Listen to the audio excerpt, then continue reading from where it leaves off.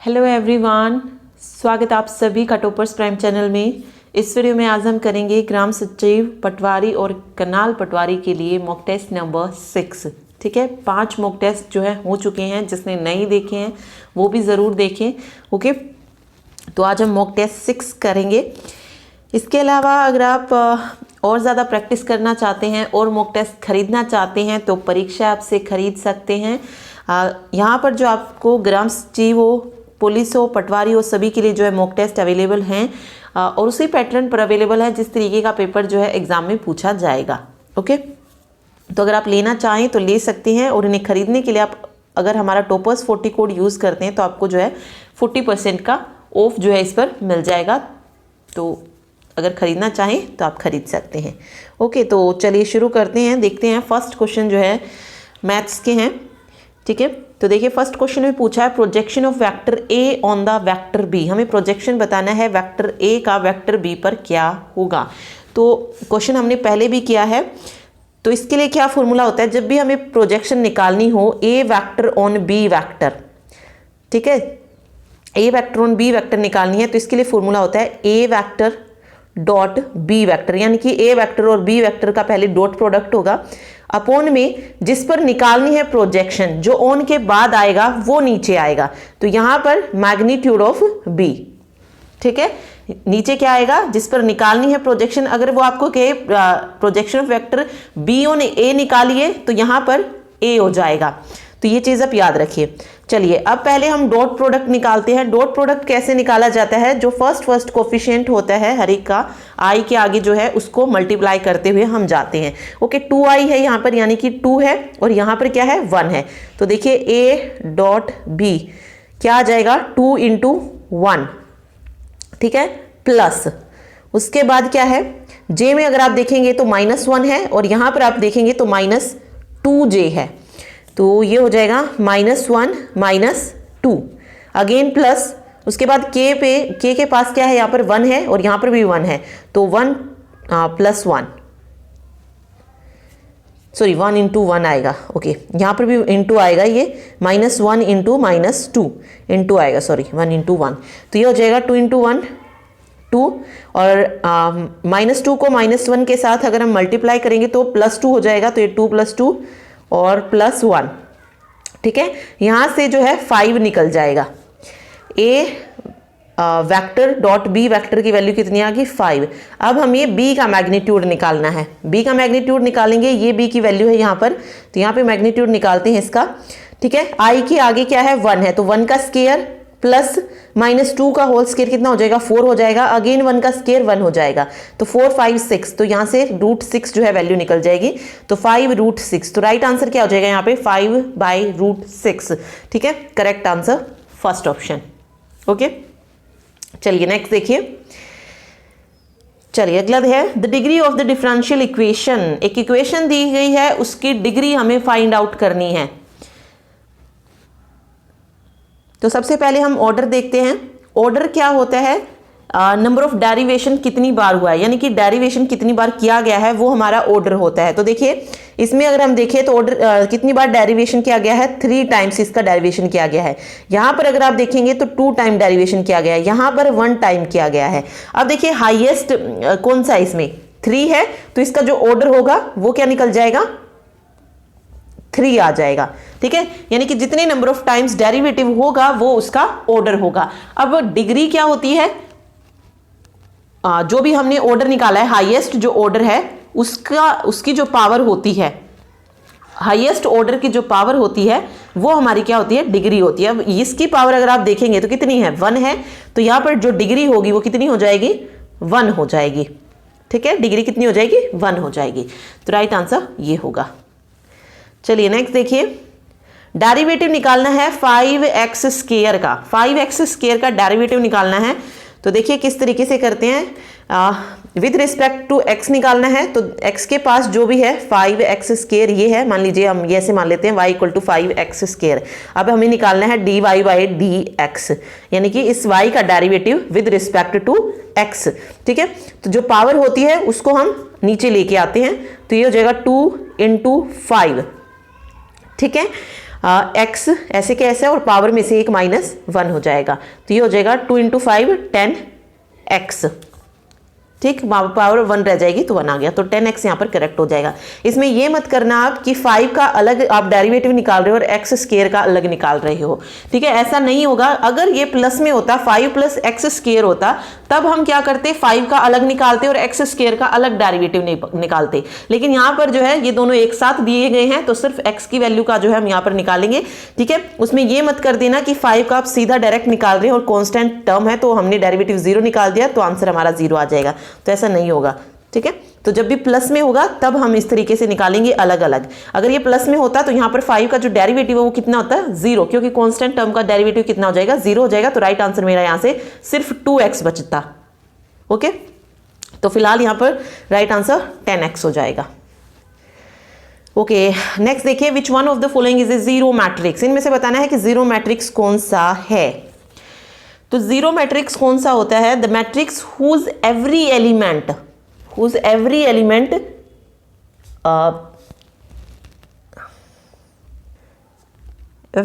Is zero, ठीक है। जिस मैट्रिक्स का हर एक एलिमेंट जीरो होगा ना, वो हमारा क्या कहलाएगा, जीरो मैट्रिक्स। या आपसे ये भी पूछ सकता है कि नल मैट्रिक्स कौन सा है, तो जीरो मैट्रिक्स को ही नल मैट्रिक्स बोला जाता है, ठीक है। तो यहां पर हर एक जो होना चाहिए वो क्या होना चाहिए, एलिमेंट जीरो होना चाहिए, चाहे जो ऑर्डर है वो कोई भी हो सकता है, यानी कि 1 × 2 हो सकता है, 2 × 2, 3 × 3, लेकिन होना चाहिए। देखिए ये मैंने लिखा 0 0 और इसके जो ऑर्डर है वो कितना है 1 × 2 है। फर्स्ट रो, एक रो है और 2 कॉलम है, तो ये भी क्या है, एक जीरो मैट्रिक्स है। अगर मैंने लिखा 0 0 0 0, ये भी क्या है, एक जीरो मैट्रिक्स है। तो जिसमें सारे एलिमेंट्स जीरो होंगे वो हमारा जीरो मैट्रिक्स होगा, तो यहाँ पे राइट आंसर बी हो जाएगा, ठीक है। चलिए अगला देखते हैं, इंग्लिश के क्वेश्चन है, read the sentence given below to find out any grammatical और idiomatic error in it. The error if any will be one part of the sentence, letter A. Okay, तो एरर फाइंड आउट करनी है। First question देखते हैं, on a holiday I prefer reading story books then visiting my friends, no error. यहां पर right answer बताइए क्या होगा, इसमें जो है किस पार्ट में एरर है ये बताना है हमें। तो देखिए देखते हैं, on a holiday I prefer reading story books then visiting my friends. तो यहाँ पे जो मिस्टेक है वो है ऑप्शन सी में। क्या मिस्टेक है, देखिए अगर हम प्रेफर के बाद कभी भी अगर किसी नाउन का यूज कर रहे हैं, प्रोनाउन का यूज कर रहे हैं, या फिर जीरंड का अगर यूज हुआ हो प्रेफर के बाद, तो हमेशा उसके बाद हमें ना तो देन यूज करना चाहिए ना ही रेदर देन। उसकी जगह पर क्या यूज होगा, टू का यूज होगा, ठीक है। ना देन आएगा ना रेदर देन आएगा, यहां पर क्या आएगा, टू आएगा। तो on a holiday I prefer reading story books to visiting my friends, ठीक है। जैसे एक और एग्जाम्पल लेते हैं इसका, I prefer work to rest. ऐसा नहीं होगा I prefer work rather than rest, या I prefer work than rest. तो यहाँ पर टू आएगा ना कि देन या रेदर देन, तो राइट आंसर यहाँ पर ऑप्शन सी हो जाएगा, ठीक है। चलिए अगला देखिए, someone they don't know who knocked at their door in midnight, no error.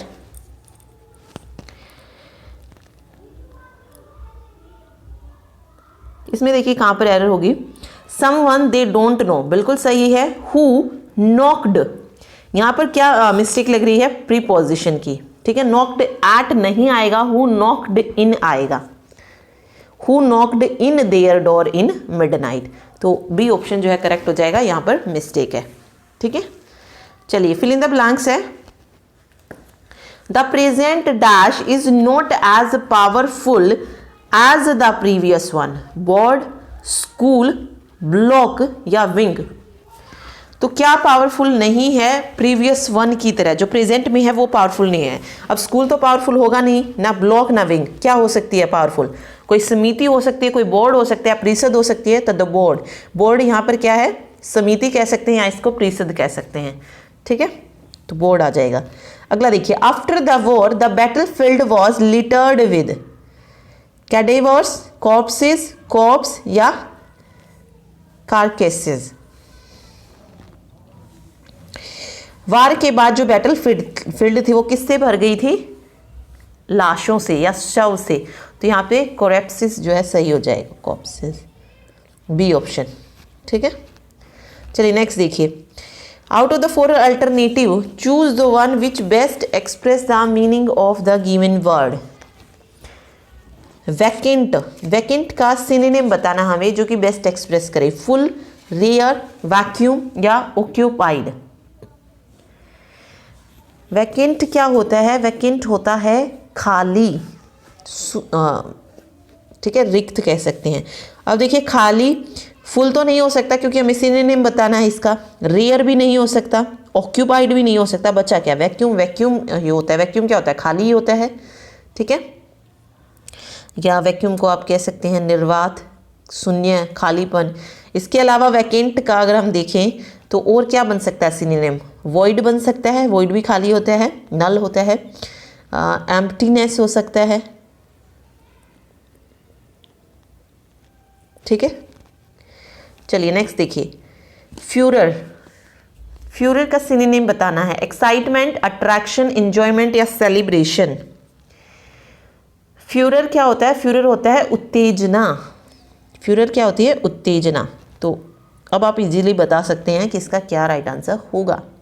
Enjoyment नहीं, अट्रैक्शन नहीं, सेलिब्रेशन नहीं। ठीक है, इनसे पता चल रहा है। तो यहाँ पे बच्चा क्या? एक्साइटमेंट। तो फर्स्ट ऑप्शन सही हो जाएगा। एक्साइटमेंट भी क्या होते हैं? उत्तेजना, या आप कह लीजिए जोश, एक्साइटेशन कह सकते हैं। ठीक है, okay, choose the word opposite in meaning. जो अपोजिट है वो बताना है, एंटीनिम बताना है हमें। ठीक है, सबसे पहले है रैक, लूजन, स्लेव्स, कंस्ट्रक्ट या फ्री। रैक का अपोजिट बताना है। रैक क्या होता है? रैक होता है विनाश। ठीक है, तो इसका अपोजिट क्या हो जाएगा? विनष्ट होने से जो बचाना होगा वो हो जाएगा। तो यहाँ पे जो राइट आंसर होगा वो होगा स्लेविंग। ठीक है, इसका मतलब क्या होता है? विनष्ट होने से बचाना। और इसके अलावा इसका कंस्ट्रक्ट भी हो सकता है, दोनों हो सकते हैं। ठीक है, कंस्ट्रक्ट भी हो सकता है और ये भी हो सकता है, बट जो ज़्यादा सही है वो है ऑप्शन बी। ठीक है, बट ऑप्शन बी नहीं है, अगर कंस्ट्रक्ट दिया है तो वहाँ पर कंस्ट्रक्ट भी आप सही कर सकते हैं। ठीक है, इसके अलावा इसका क्या और क्या सही हो सकता है? रिकवर हो सकता है, रेस्क्यू हो सकता है। ठीक, चलिए अगला देखिए, इंडस्ट्रियस। इंडस्ट्रियस का अपोजिट बताना है हमें, annoyed, undesirable, irritable, sluggish. Industrious क्या होता है? परिश्रमी। ठीक है, या कह लीजिए कर्मठ, जो बहुत काम करते हैं। ओके, तो इसके अपोजिट में क्या हो जाएगा? आलसी हो जाएगा। ठीक है, तो अब आलसी का मतलब ना तो इरिटेबल है, ना अनडिजायरेबल है, ना अनॉयड है, क्या है? स्लगिश है। ओके, इसके अलावा और क्या हो सकते हैं अपोजिट आलसी में? स्लो हो सकता है, डल हो सकता है, इनर्ट हो सकता है। तो ये भी क्या है? इसके एंटीनिम हो जाएंगे। ठीक है, चलिए, in this question out of the four alternative choose the one which can be substitution for the given word. A government run by officials, democracy, anarchy, oligarchy या bureaucracy. Government run by official, जो एक अधिकारी वर्ग द्वारा जो संचालित की जाती है सरकार, उसको क्या कहते हैं? उसको कहा जाता है डेमोक्रेसी। ठीक है, नहीं sorry, bureaucracy. Bureaucracy, government run by official. Okay, तो यहाँ पे ब्यूरोक्रेसी होगा। ठीक है, गवर्नमेंट रन बाय ऑफिशियल यानी कि नौकरशाही, जो कि अधिकारी वर्ग द्वारा संचालित की जाती है, तो ब्यूरोक्रेसी। ठीक है, अगला है that which can B drunk, यानी कि जिसे पिया जा सके, जो पीने योग्य हो, क्या कहलाएगा वो? एडिबल, प्लीटेबल, पोर्टेबल या कल्पेबल। एडिबल क्या होता है? एडिबल उसे कहा जाता है जो खाने योग्य होता है। ठीक है, तो वो एडिबल होता है। उसके बाद यहाँ पर है प्लीटेबल। प्लेटेबल होता है रुचिकर, जिसमें इंटरेस्ट लिया जा सके। ठीक है, उसके बाद है कल्पेबल, गलत काम करने के लिए जिसे जिम्मेदार या दोष लगाया जाता है वो होता है कल्पेबल। और जो जिसे पिया जा सके, जो पीने योग्य हो, पे जो जिसे हम पेय कहते हैं, वो होता है पोर्टेबल। तो सी ऑप्शन यहाँ पर करेक्ट होगा, ऑप्शन सी। ठीक है, चलिए अब हिंदी के क्वेश्चन करते हैं। फर्स्ट क्वेश्चन में जो है हमें अशुद्ध शब्द को छांटना है, पांचवी, दूसरी, पहली या द्वितीय, इनमें से कौन सा है जो सही नहीं है, मतलब सही से नहीं लिखा हुआ है। तो देखिए सबसे पहले है पांचवी, पांचवी, दूसरी भी सही लिखा है, पहली भी ठीक है, द्वितीय भी ठीक है, तो पांचवी में ही जो है मिस्टेक है। ठीक है, अगला देखिए। ओके, अगला है बिना विचार किया हुआ विश्वास के लिए सही शब्द क्या है, अविश्वास, अंधविश्वास, सविश्वास या बेविश्वास। तो बिना विचार अगर विश्वास करते तो वो क्या है, अंधविश्वास है।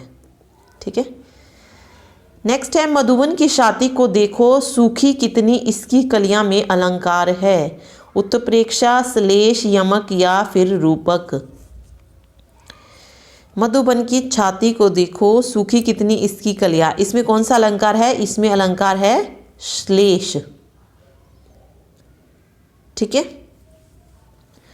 नेक्स्ट है मैं उस मकान में रहता हूं जिसमें कभी गुरुजी पढ़ाते थे, कैसा वाक्य है, सरल, संयुक्त, मिश्र या कोई भी नहीं। मैं उस मकान में रहता हूं जिसमें कभी गुरुजी पढ़ाते थे, तो यहाँ पर जो वाक्य सही हो जाएगा वो है मिश्र वाक्य। ठीक है, इन दो, इसमें सेंटेंस में कैसा वाक्य है, मिश्र वाक्य है। घी के दिए जलाना मुहावरे का अर्थ क्या है, घी से दिए जलाना, दिए में घी डालना, बहुत खुश होना या अच्छा कार्य करना। तो घी के दिए जलाने का मतलब क्या है, बहुत खुश होना। ठीक है, नेक्स्ट है पंजाब समस्त पद किस समास का उदाहरण है, क्रमधारय, बहुब्रीहि, द्विगु या द्वंद्व। पंजाब तो संख्यावाची है शब्द, फर्स्ट जो है तो वो हो जाएगा द्विगु। ठीक है, नेक्स्ट है निम्न में से किस में अनुस्वार का प्रयोग नहीं हुआ है, गंगा, चंचल, ठंडा, नहीं। अनुस्वार का प्रयोग बताना है कि किस में नहीं हुआ है। गंगा इसमें हुआ है न की साउंड में, ठीक है, चंचल में भी हुआ है, ठंडा में भी हुआ है, लेकिन नहीं में जो है अनुस्वार का प्रयोग नहीं हुआ है। ठीक है, तो द ऑप्शन जो है यहाँ पे सही हो जाएगा। नेक्स्ट है निम्न में से अघोष व्यंजन कौन सा है, गैर स है। तो ये मैंने पहले भी बताया था आपको, सघोष अघोष क्या होता है।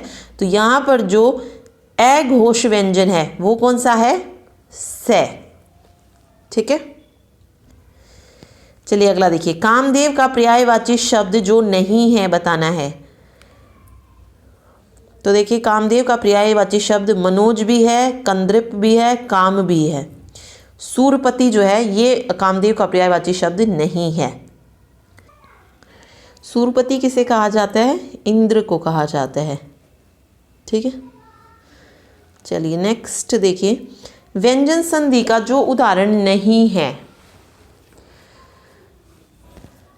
तो देखिए उच्चारण, सज्जन, अनुच्छेद। उत जमाचारण बनता है, सज जमाजन भी बनते हैं। ठीक है, अनुच्छेद भी व्यंजन संधि का उदाहरण है। ठीक है, क्योंकि इसमें भी क्या बना है, उ जमा छ बनेगा, मतलब अनु जमा छेद।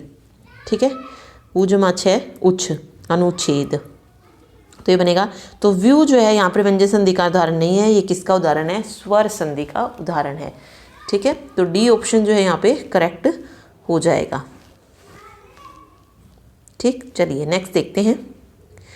अगला क्वेश्चन है विकेंद्रीकरण प्रणाली की सिफारिश किसने की थी, सी रामगोपालचारी, जे बी कृपलानी, बलवंत राय मेहता, अशोक मेहता। तो ये हमने इससे पहले वाले में पढ़ा था, जो कमेटी ने जो रिपोर्ट पेश की थी, बलवंत राय मेहता कमेटी ने, उसने इस रिपोर्ट को क्या नाम दिया था, लोकतंत्र विकेंद्रीकरण का नाम दिया था।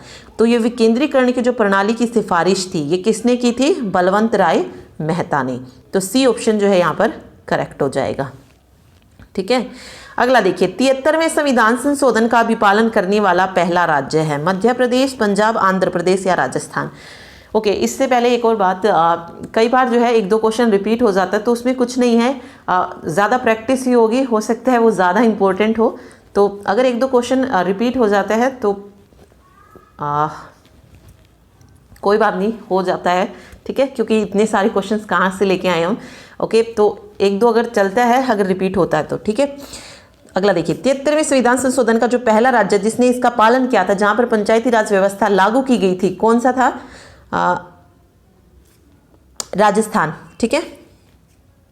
नहीं, एक तो देखिए यहाँ पे पूछा गया 73वें संविधान संशोधन का पालन करना वाला पहला राज्य कौन सा था। तो अगर हम बात करें तो 73वें संविधान संशोधन अधिनियम को पूरे भारतवर्ष में जिसने सबसे पहले लागू किया या अपनाया, उसमें जो भी चीज़ें थी वो था मध्य प्रदेश, ठीक है। तो मध्य प्रदेश ऐसा था जो लागू करने में सबसे आगे रहा, अग्रणी राज्य के रूप में सामने आया था, ठीक है। चलिए अगला देखिए, भारत के पंचायती राज व्यवस्था का वास्तुकार किसे कहा जाता है? बी.आर. मेहता, एल.एम. सिंघवी, जी.बी.के. राव या आचार्य नरेंद्र देव? तो किसे कहा जाता है? बी.आर. मेहता, बलवंत राय मेहता को, ठीक है। भारत में सही मायने में स्थायी स्वशासन का जनक किसे कहा जाता है? लॉर्ड मेयो को, लॉर्ड रिपन को, लॉर्ड कर्जन या लॉर्ड क्राई को? तो सही मायने में अगर हम बात करें स्थानीय स्वशासन के जनक की तो वो कहा जाता है लॉर्ड मेयो को, सॉरी लॉर्ड रिपन को, ठीक है। लॉर्ड रिपन को जो है स्थानीय स्वशासन का जनक कहा जाते हैं। भारत में प्रत्यक्ष लोकतंत्र का उदाहरण क्या है? जिला पंचायत, नगर पंचायत, ग्राम सभा या क्षेत्र पंचायत? तो प्रत्यक्ष लोकतंत्र का जो उदाहरण है जिले में वो कौन सा है? ग्राम सभा है, ठीक है। ग्राम पंचायतों की आय का साधन कौन नहीं है? ओके, कौन सा नहीं है? कृषि आय पर कर, संपत्ति जानवर एवं वाहन पर कर, इच्छिक दान या उपहार, राज्य सरकार द्वारा दिए गए अनुदान?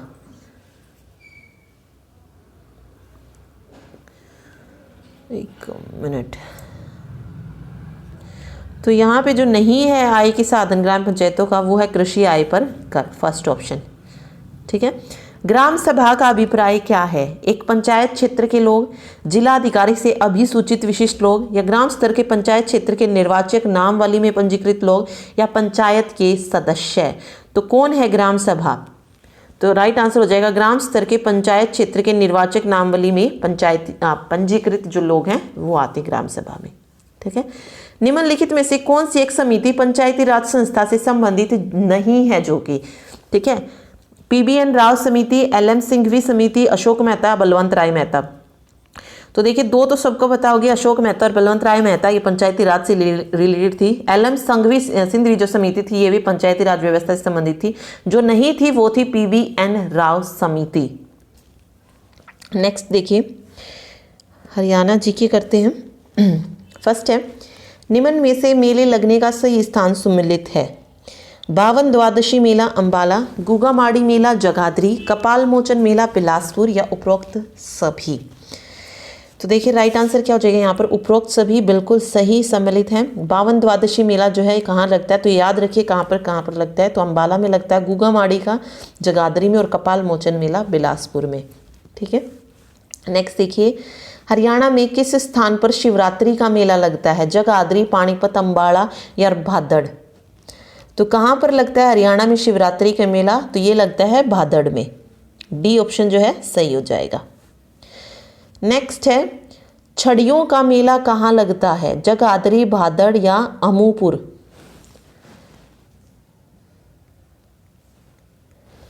छड़ियों का मेला कहाँ पर लगता है? ये लगता है अमूपुर में, सी ऑप्शन जो है अमूपुर यहाँ पर करेक्ट हो जाएगा। ओके, नेक्स्ट देखिए, ओके,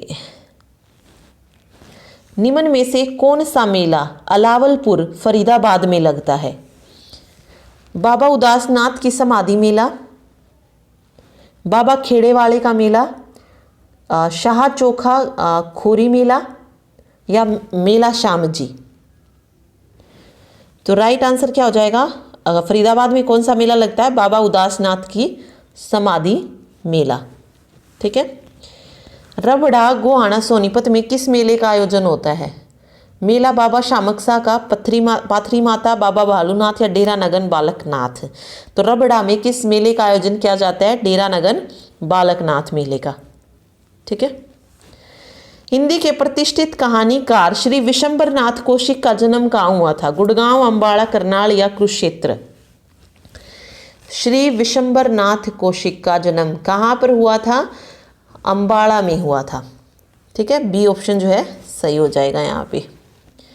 नेक्स्ट देखिए, झाड़ू फिरी हरियाणा भाषा का प्रथम उपन्यास किसने लिखा था? राजाराम शास्त्री, पंडित नेकीराम शर्मा, खुशीराम शर्मा या विशंबर नाथ कौशिक? तो ये किसने लिखा था झाड़ू फिरी?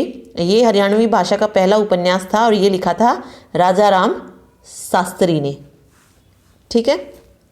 नेक्स्ट देखिए, हरियाणा के पहले राज्य कवि हैं श्री उदयमान हंस, पंडित नेकीराम शर्मा, विशंबर नाथ कौशिक या फिर राजाराम शास्त्री? तो कौन है हरियाणा के पहले राज्य कवि?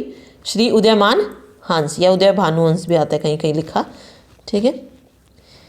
नेक्स्ट देखिए, हरियाणा में विश्व प्रसिद्ध हस्तशिल्प मेले का आयोजन किस माह में होता है? मार्च, जनवरी, फरवरी या अप्रैल? तो विश्व प्रसिद्ध हस्तशिल्प मेला जो सूरजकुंड मेला है कहाँ पर लगता है? फरीदाबाद में। और किस महीने में लगता है? फरवरी में लगता है ये। ठीक है। चलिए नेक्स्ट देखते हैं, सोहना कुंड हरियाणा के किस जिले में स्थित है? कुरुक्षेत्र, भिवानी, गुड़गांव या फरीदाबाद? सोहना कुंड कहाँ पर स्थित है? तो ये है हरियाणा के वेट, सोना कुंड हरियाणा, गुड़गांव में, सॉरी गुड़गांव में स्थित है। ठीक है। निम्न में से जो सही सम्मिलित है, छठी नृत्य महिलाओं के द्वारा किया जाता है, फाग नृत्य महिलाओं के द्वारा, तीज का नृत्य महिलाओं द्वारा या उपरोक्त सभी? तो तीनों नृत्य महिलाओं के द्वारा किए जाते हैं, तो उपरोक्त सभी यहाँ पर सही हो जाएगा। ठीक है। कौन सा नृत्य जो महिलाओं द्वारा किया जाता है? छठी, तीज, फाग? तो उपरोक्त सभी जो है सही होगा। अगला देखिए, हरियाणा में कौन सा लोक नृत्य है जो कि लड़के के विवाह अवसर पर किया जाता है? खोड़िया, फाग, डमरू या लूर नृत्य? तो जो लड़के के विवाह पर किया जाता है कौन सा नृत्य होता है? वो खोड़िया नृत्य। ठीक है। नवमी के दिन गुगा पीर की पूजा के बाद किस नृत्य का आयोजन किया जाता है? डमरू नृत्य, छठी नृत्य, छड़ी नृत्य या उपरोक्त सभी? गुगा पीर की पूजा के बाद। तो देखिए, छठी नृत्य तो होता नहीं है क्योंकि ये बच्चे के 6 दिन, जन्म के 6 दिन बाद होता है, तो वैसे उपरोक्त सभी भी नहीं होगा यहाँ पर। तो राइट आंसर हो जाएगा यहाँ पर छड़ी नृत्य होता है। ठीक है।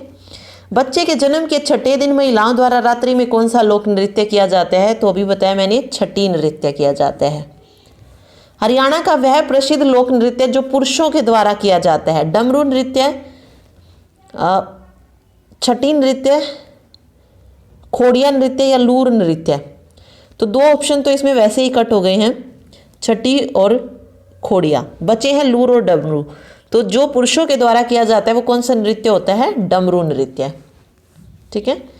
हरियाणा राज्य के किस स्थान पर सूर्य ग्रहण का मेला लगता है? भिवानी, गुड़गांव, महेंद्रगढ़ या कुरुक्षेत्र? सूर्य ग्रहण का मेला कहाँ पर लगता है? ये कुरुक्षेत्र में लगता है। डी ऑप्शन सही होगा।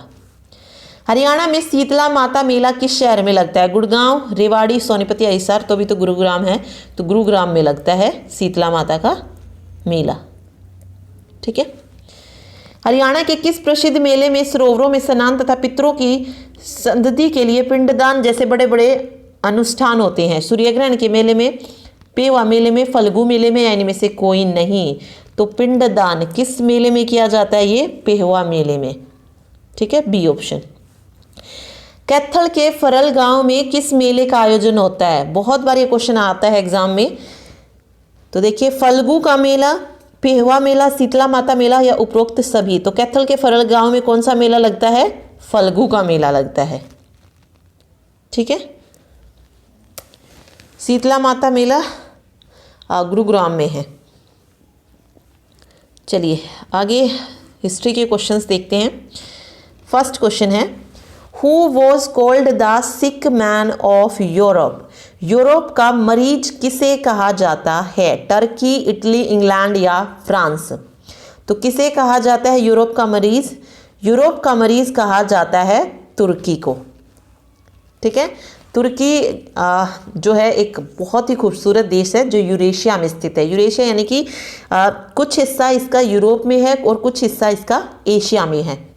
ठीक है, ज़्यादातर भाग जो है इसका वो एशिया में ही पड़ता है, इसलिए इसे जो है यूरोप और एशिया के बीच का पुल भी कहा जाता है। तो ये क्वेश्चन भी पूछ सकते हैं कि किससे यूरोप और एशिया के बीच का पुल कहा जाता है, तो तुर्की को। ठीक है, क्योंकि ये यूरेशिया में है।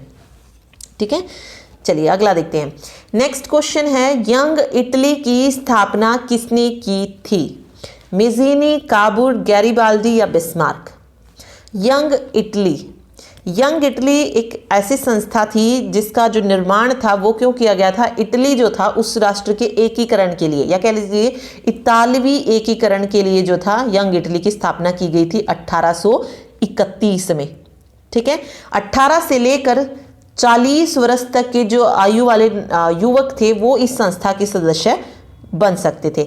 1831 में जो थी ये बनी थी, यंग इटली की जो थी स्थापना हुई थी। 1833 आते आते जो है इसमें लगभग जो सदस्यों की संख्या थी वो कितनी हो गई थी? 60,000 हो गई थी। ठीक है, तो यंग इटली की जो स्थापना थी वो की थी मेज़ीनी ने, जोसेफ मेज़ीनी ने फ्रांस के मार्सलीज नामक स्थान पर जो है 1831 में इसकी स्थापना की थी। क्यों की थी ये मैंने बता दिया, इतालवी एकीकरण के लिए की थी और 1840 वर्ष तक की आयु वाले युवक जो थे इसके सदस्य बन सकते थे। ठीक है, अगला देखिए, अंतर्राष्ट्रीय महिला दिवस कब मनाया जाता है? 8 जनवरी, 8 मार्च, 8 मई या 8 जुलाई? इंटरनेशनल वुमेन डे कब सेलिब्रेट किया जाता है? तो ये सेलिब्रेट किया जाता है 8 मार्च को। ठीक है, बी ऑप्शन जो है करेक्ट हो जाएगा। नेक्स्ट है, अप्रैल थीसिस किसने लिखी? Who wrote April thesis? Trotsky, Stalin, Lenin या केरेंस्की? अप्रैल थीसिस बतानी है तो देखिए, रूस में 16 अप्रैल 1917 में एक क्रांतिकारी योजना प्रकाशित हुई थी और इसी योजना को क्या जाना जाता है? अप्रैल थीसिस के नाम से जाना जाता है। और ये अप्रैल थीसिस किसने लिखी थी? लेनिन ने लिखी थी। ठीक है, रूस में 16 अप्रैल 1917 ईस्वी को जो उन्होंने क्रांतिकारी योजना प्रकाशित की थी उसी को अप्रैल थीसिस का नाम दिया गया था। ठीक है, ओके, अगला देखिए, in which year did the Soviet Union disintegrate? Soviet जो संघ था उसका विघटन कब हो गया था? सोवियत संघ की अगर हम बात करें तो ये यूरेशिया के एक बहुत बड़े भाग पर फैला हुआ था और लगभग 1922 से लेकर 1991 तक ये अस्तित्व में रहा। तो यानी कि आप कह सकते हैं कि जो इसका विघटन हुआ, ठीक है, वो कब हुआ? 1991 में हुआ। ठीक है, इसमें जो थे सोवियत संघ में 15 स्वशासित गणतंत्रों का संघ था, लेकिन इसको जो है सोवियत संघ को जो है ज़्यादातर किस नाम से बोला जाता था? रूस के नाम से बोला जाता था। वैसे इसमें 15 कंट्रीज थी। ठीक है, अगला देखिए, अंकोर वाट में किस हिंदू देवता का मंदिर है? Which Hindu deity has a temple in Angkor Wat? Vishnu, Shiva, Brahma या इंद्र?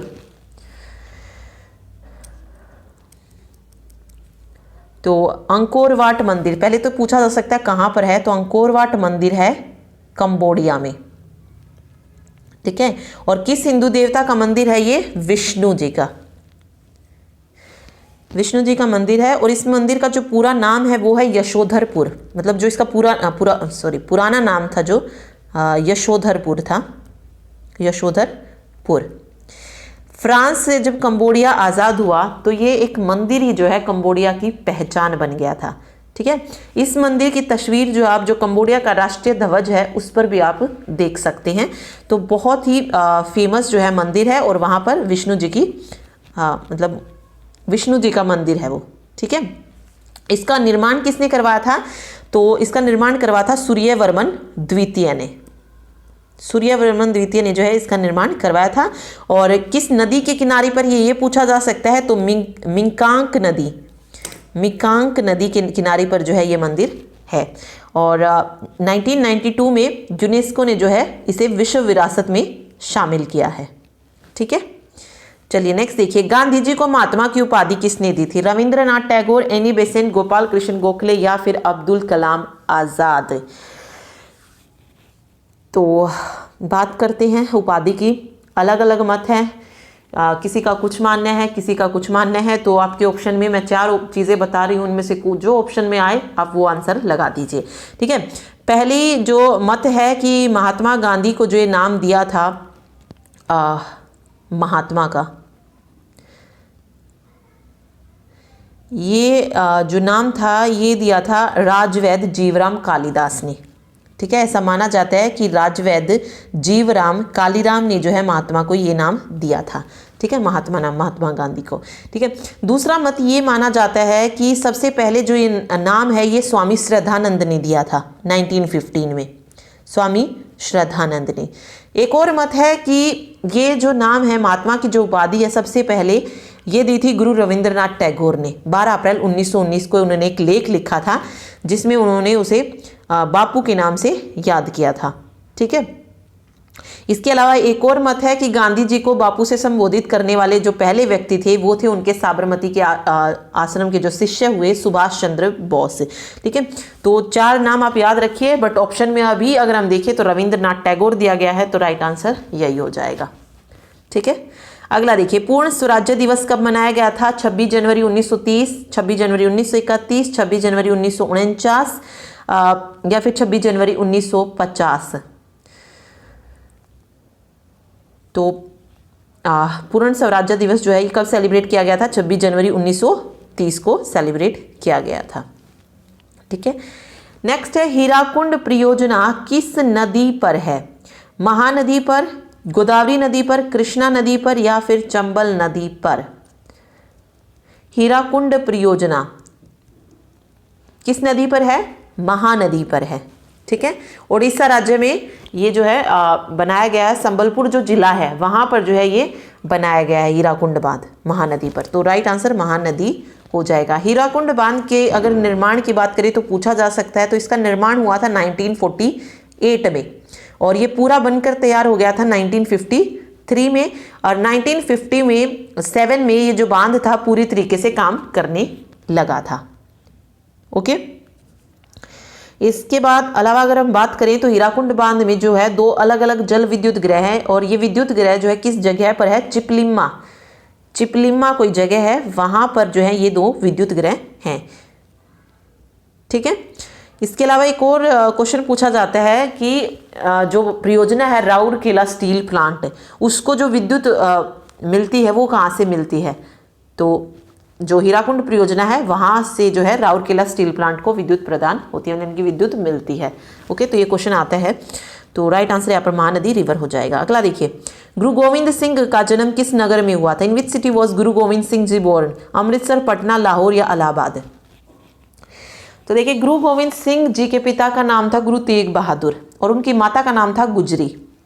ठीक है, उनके इकलौते पुत्र हुए गुरु गोविंद सिंह जी, और सिखों के 10वें गुरु भी कौन हुए? गुरु गोविंद सिंह जी। और इनका जो जन्म हुआ था ये हुआ था पटना साहिब में 1723 सप्तमी संवत अगर हम माने, या फिर कह लीजिए 26 दिसंबर 1666 को जो था इनका जन्म हुआ था पटना में, पटना साहिब में।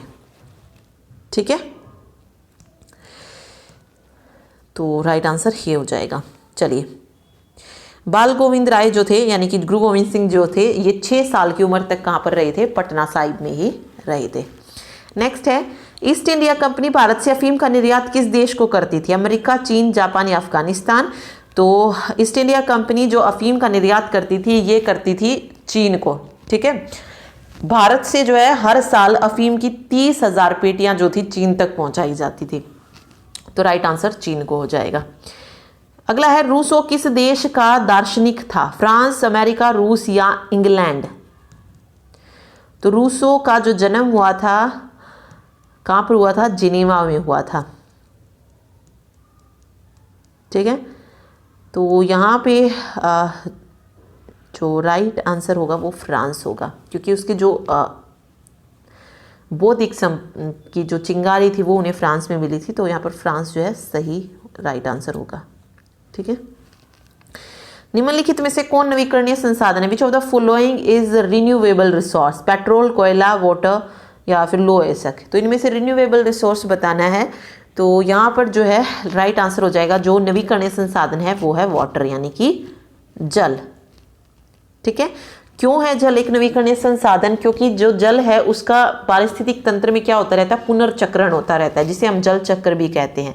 इसीलिए जल को क्या क्या कहा जाता है, एक नवीकरणीय संशोधन भी कहा जाता है।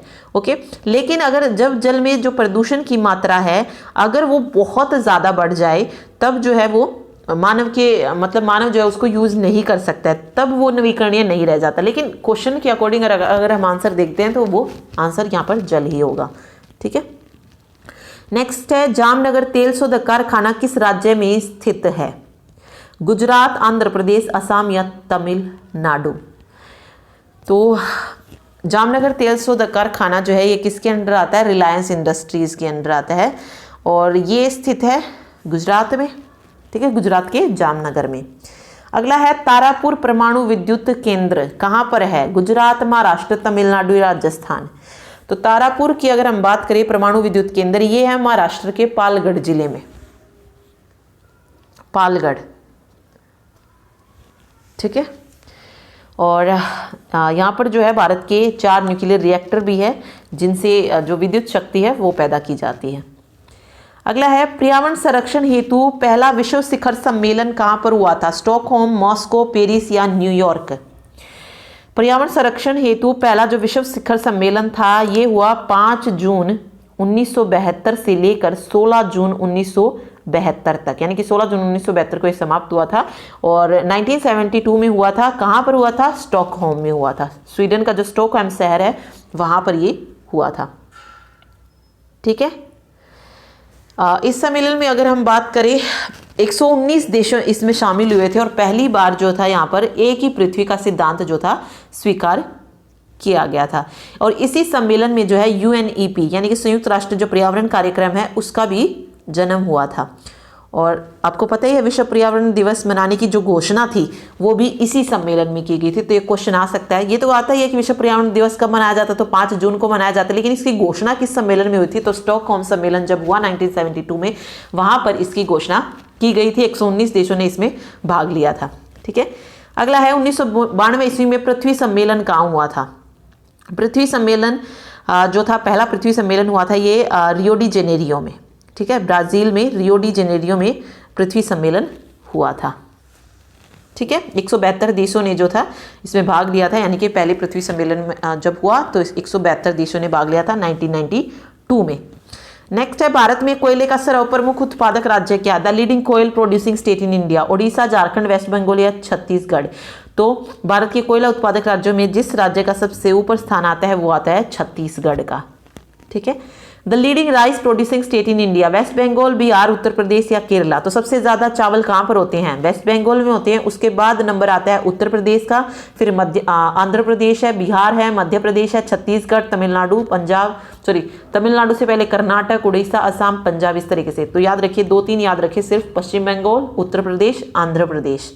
ठीक है, फिर बिहार है, फिर मध्य प्रदेश है।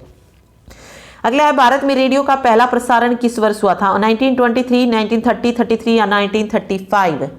तो देखिए रेडियो प्रसारण की शुरुआत अगर हम बानी भारत में तो वो 1920 के दशक में ही हो गई थी, लेकिन जो इसका पहला कार्यक्रम हुआ था वो हुआ था 1923 में मुंबई और कोलकाता में। ठीक है, मुंबई और कोलकाता में इनका जो प्रसारण हुआ था वो ट्रांसमीटर जो थे उनसे जो थी प्रसारण सेवा की शुरुआत हुई थी। 1930 में जो सरकार थी उन्होंने इन ट्रांसमीटर्स को क्या ले लिया, अपने नियंत्रण में ले लिया और भारतीय प्रसारण सेवा के नाम से जो था उन्हें चलाना शुरू कर दिया था। ठीक है, 1936 में भारतीय प्रसारण सेवा का नाम बदलकर क्या कर दिया गया? ऑल इंडिया रेडियो जो था कर दिया गया था। तो ये क्वेश्चन पूछा जा सकता है कि ऑल इंडिया रेडियो कब किया गया था? तो 1936 में। अगेन 1956 में जो है ऑल इंडिया रेडियो को किस नाम से पुकारा जाने लगा? आकाशवाणी। 1957 में आकाशवाणी के नाम से जो था इसे जाना जाने लगा था।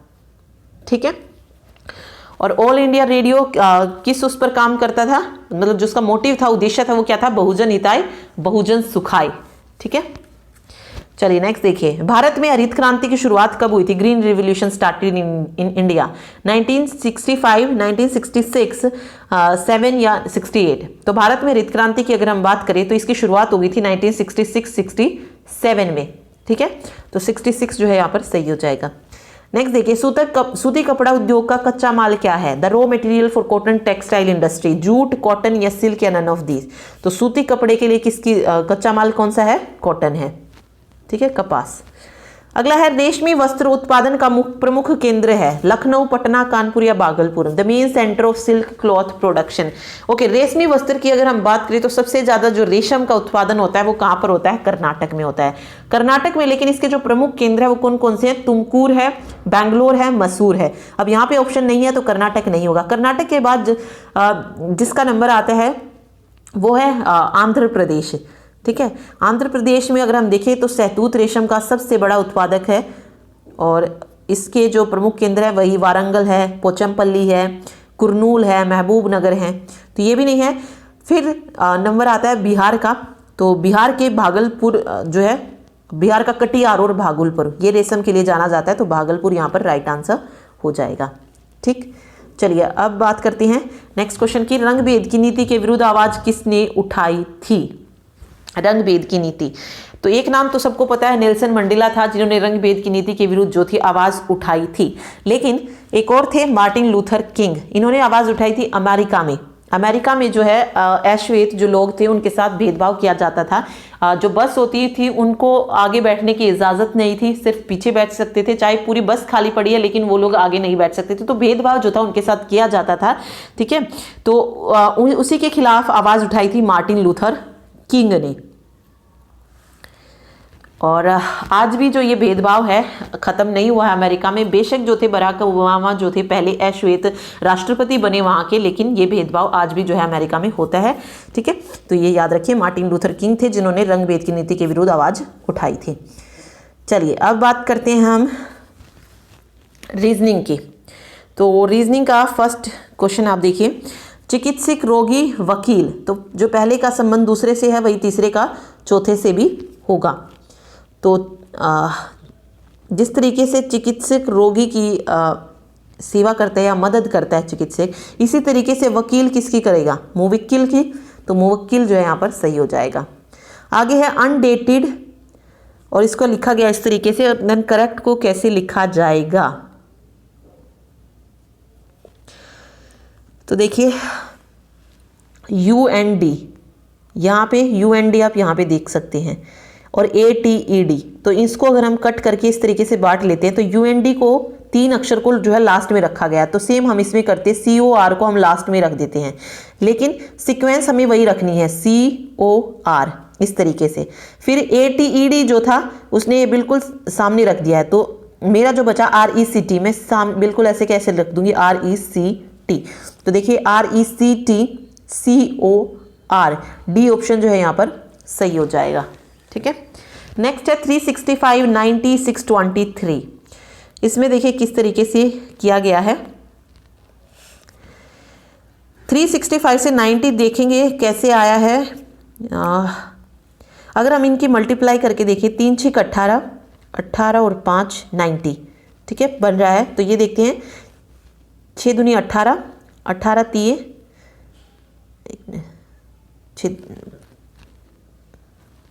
18 दूनी 36, ठीक है, 18 दूनी 36, 6 3 18, 18 दूनी 6 दूनी 12, 12 3 36। ओके सॉरी 36 हो जाएगा यहाँ पे, ठीक है, 36 जो है सही होगा।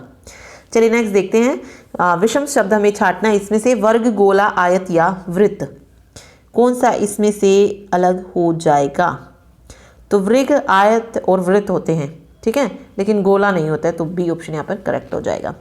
अगला है MLNO, KJPQ, IHRS, JFTV। इनमें से अब हमें निकालना है कि अलग क्या है। ओके देखते हैं, चलिए।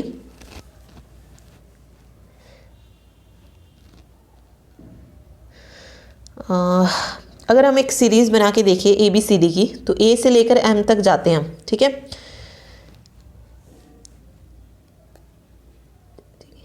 ओके ऐसे होता है LMNO, ये 13, ये 13। यहाँ पर अगर आप देखेंगे तो M किसके अपोजिट आ रहा है? N के अपोजिट आ रहा है। इसी तरीके से LO के अपोजिट आ रहा है अगर इसमें देखते हैं तो। सेकंड में है KJPQ, तो K के अपोजिट P बिल्कुल सही है, और J के अपोजिट Q, ये भी बिल्कुल सही है, ठीक है। IHRS में अगर आप देखेंगे तो I के अपोजिट R आता है, बिल्कुल सही है, और S के अपोजिट H आता है, ये भी सही है। तो यानी कि तीनों में एक ही रूल लगा है। फिर लास्ट हम चेक करते हैं GFTY। तो G के अपोजिट तो T ठीक है, लेकिन क्या F के अपोजिट V आता है? F के अपोजिट V, तो यहाँ पे देखिए F के अपोजिट V नहीं आता है। V के अपोजिट क्या आता है? E आता है। या तो EV होता तो ठीक होता, ठीक है। तो D ऑप्शन यहाँ पर करेक्ट हो जाएगा। चलिए नेक्स्ट देखते हैं 1340, 1442, 1546 या 1649। तो इनमें से जो सबसे अलग पेयर है वो हमें देखना है। तो देखिए इसमें क्या किया गया है।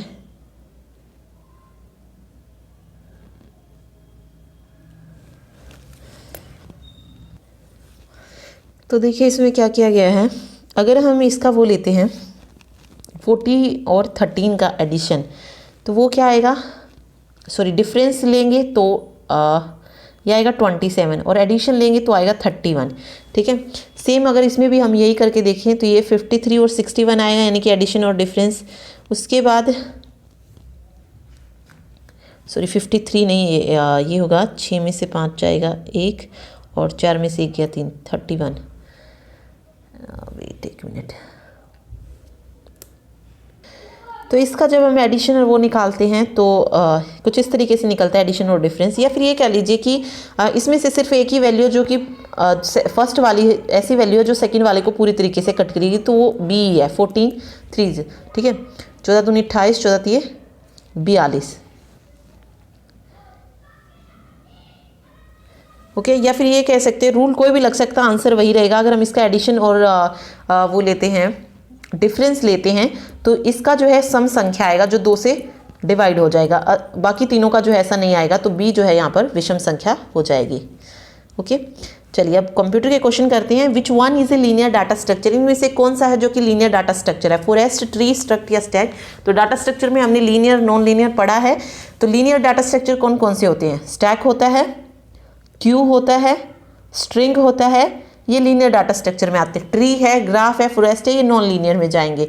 तो स्टैक यहाँ पर सही हो जाएगा। अगला है डबल। क्या है डबल? एक इनपुट फंक्शन है, आउटपुट फंक्शन है, वेरिएबल है या डाटा टाइप है। डबल क्या है? एक डाटा टाइप है, ठीक है।